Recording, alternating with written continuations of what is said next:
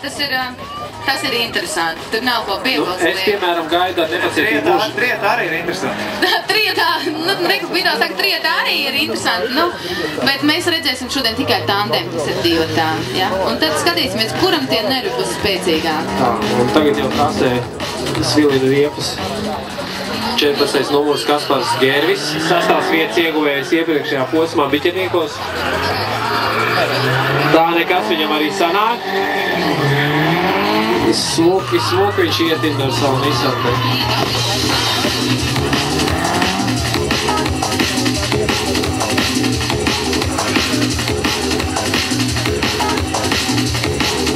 Jā, pagaidām viss bez kļūdām. Man liekas, ka arī iepriekšējā braucienā viņam tīri labi veicās.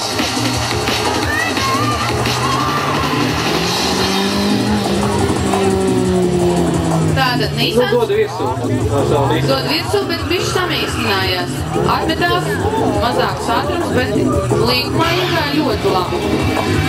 Tagad. Bišķi bija pa daudz, pa plātu bija nācās atvesties. Bet skatām, drifts ir, Sanslīd nepazūd. Nē, ir labs. Ir labs pārējo, lai vērtē tiesneši. Tieši tā.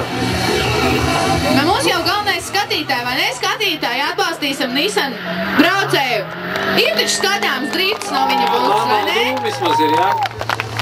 Kūmi ir, kūpriepas. Sanslīd arī tīri Lielais ovāls aiziet, iemeta. Sanslīd bišķi pazūd, te viņa atkal parādās iekš no viņā. Ļoti labi. Atkal viņš tur patām izbrauc ārmolā. Viņš pūdījis paceļ. Tā patām kā pirmie iebraucienā viņš.